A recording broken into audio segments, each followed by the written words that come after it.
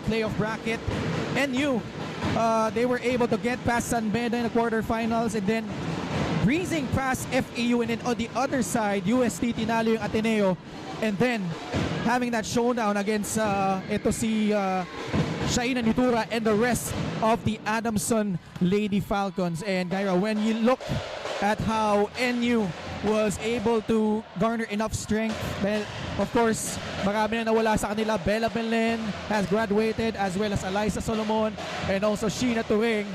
So there were many questions as how they would fare going here in the finals. We can see able to sweep all of their opponents so far.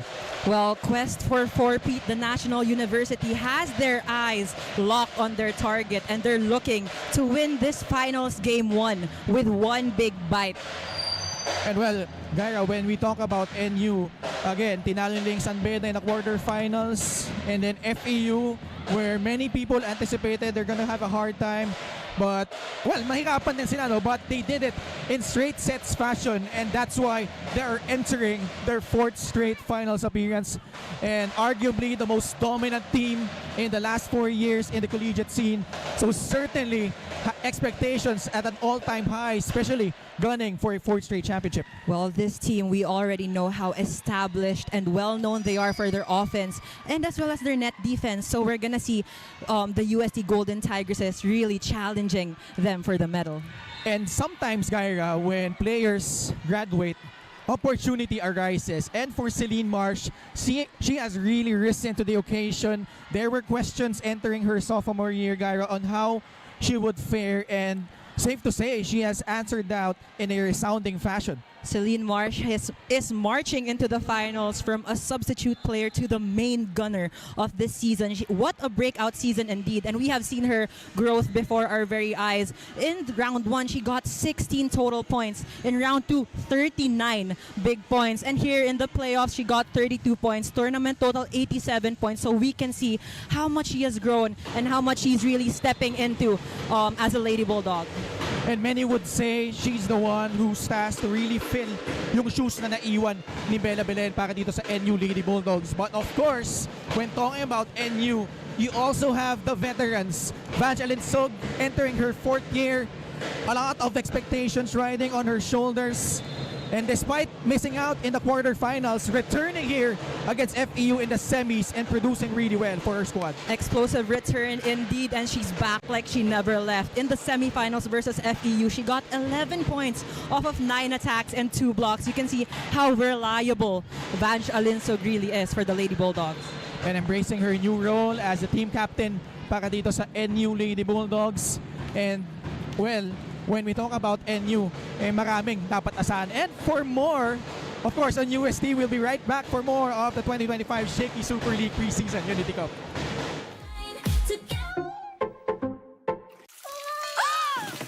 Good eyesight makes perfect moments. For expert eye care, state-of-the-art facilities, affordable eyewear, go to EO. EO Executive Optical. Love your eyes. Meet our striker, the B30E Dune. Sleek, smooth, and impossible to ignore. All eyes are on its hybrid power as it conquers the city and beyond. Rugged, smart, powerful. Dare to drive big with bike.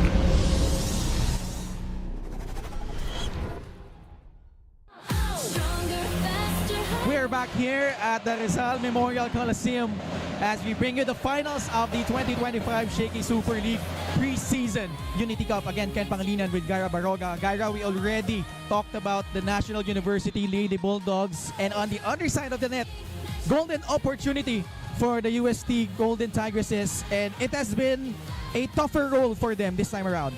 Golden and shining like they're born to be. The UST Golden Tigresses in round 1 finished 2nd in their pool, but after that, dire-diretso na rin ang kanilang panalo, and they've been dominating actually in their games, and we can see that they're really looking forward to this finals game 1 against the NU Bulldogs. And some would say this is the rematch of the finals 2 years ago here in the Shaky Super League preseason. And also nagtapat din sila in the UAP Season 86 finals. And one of the players and the key milestone here is Angge Poyos entering another year of an impressive campaign para dito kay Angge. And she has been the most consistent force actually para dito sa UST. And like you said, she has been unstoppable but also unshakable as a leader. Angeline Poyos is the first line of offense for the UST Golden Tigresses. 75 big points, tournament total. You can see she's really one to rely on. And let's see if she could still continue her impressive play. Talking about ito si Angge Poyos. And now, our player in focus is presented by PusoP.com. Join now for free. Sai Sagula. Alam natin, Gaira, it's been an up and down campaign for her throughout her collegiate career, especially battling injuries, having to play off the bench, but has needed to step up, and they called her number. She has risen to the occasion once again para dito sa Golden Tigresses. Saiza has been seizing every opportunity given to her. She's a Tigress that you can count on. In round 1, she scored 22 big points, as well as round 2. But in the playoffs, 18 points. Total of 62 points total in this tournament. But you know, she's making every set count for the Golden Tigresses. And Sai Sagula would really want to help UST garner an upset in this final series against National University. We'll be back for more, so keep it here on the 2025 Shaky Super League Preseason Unity Cup. Kick Mobile. Download the Kick app, choose your number, activate the eSIM, and own the country's first ever customizable mobile experience. Stay first in line for network priority. Kick Mobile. Download now.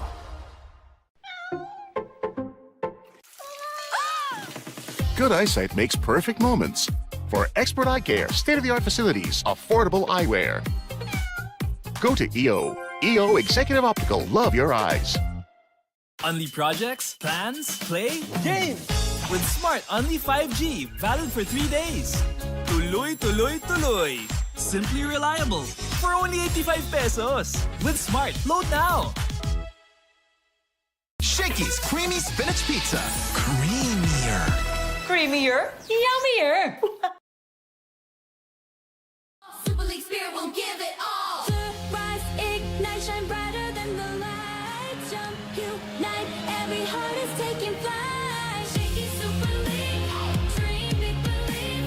Shaky Super League, we will achieve. Power in the play, better every day. Breaking all the limits down. Next game, then we crown.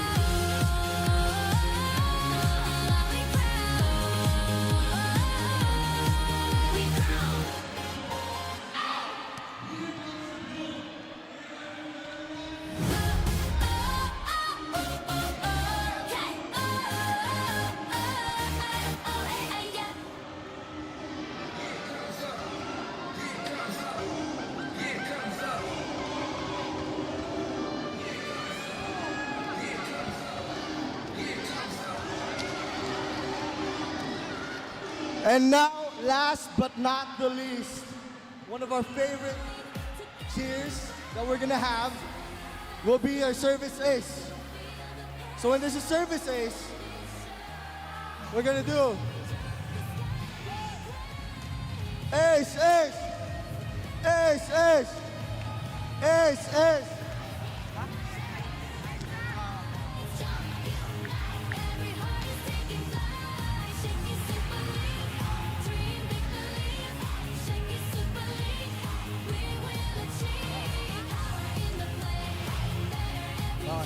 One more time, one more time. I'm sorry. I kind of let you down, guys.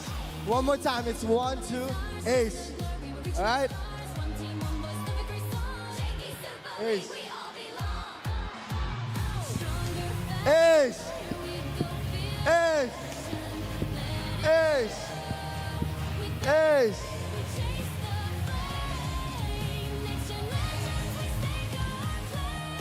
All right, thank you, ladies and gentlemen.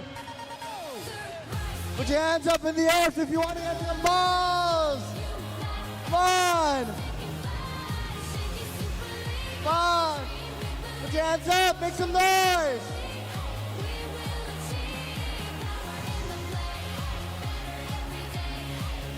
Hands up in the air! Hands up in the air!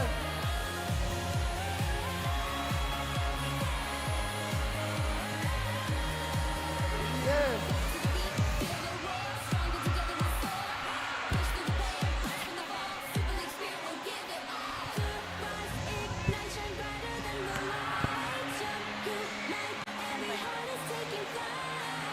Hey, who wants this ball?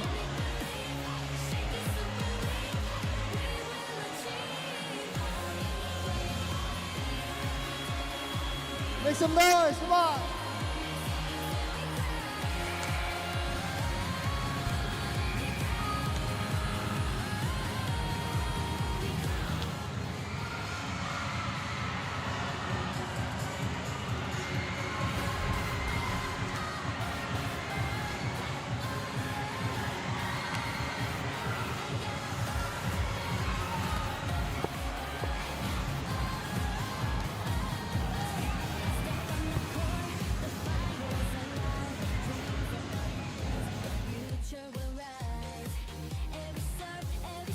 Hear the crowd ignite. Together we shine. Together we fight. Stronger, faster, higher we go. Feel the passion. Let it show.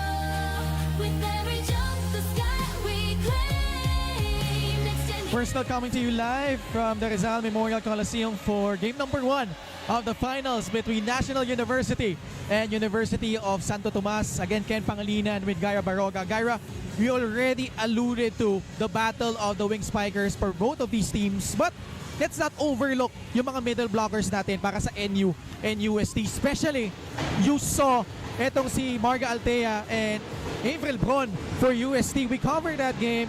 They were able to really foil yung mga attempts ni Shaina Nitura when they went up against Adamson, but certainly no slouch para sa NU. Ito si Pat Salazar and Alexa Mata. Battle at the middle, and they're on a mission to protect and deny entry for both their teams. So you can see that these two squads really just trying to gun for really solid blocks and protecting their side of the court. But look, with Alexa Mata, she has also been the eyes. She has eyes everywhere. She's been seeing where the balls would go, and also the tendencies of the other players. But on the side of UST, you have Marga Altea, who has just really had major growth here in the Shaky Super League. Imagine, Gaira, no? 4 of the 7 blocks of UST in that game against Adamson, courtesy of Marga Altea. But Alexa Mata has been coming along for NU ever since last season, and under the leadership of Coach Reg Diego, another year of expectations certainly riding on her shoulders. And well, Gaira, kanina pa natin binabanggit sari-saring mga players para dito sa NU and UST, pero hindi pa tayo tapos. We still have our second stringers. Well, you would say second stringers because of the all-to-play rule. We have Myrtle Escanlar and Reg Jurado usually coming in the second set and providing that spark for their respective teams. We have Reg Jurado bringing in justice by being the reliable player, and Myrtle Escanlar establishing her presence on the net. You can see that these two teams have been going all out with the playing time that they've been given. They're the leaders in the second set. Like you said, there's an all-to-play rule, and they're playing with their hearts out. Yeah, and Reg Jurado did not even play in their first couple of games. Myrtle Escanlar has been coming along nicely for National University. So it's really a battle between these two veterans. Si Reg Jurado, mas marami exposure. Especially he has been one of the mainstays para dito sa USC. But on NU, you have Myrtle Escanlar, who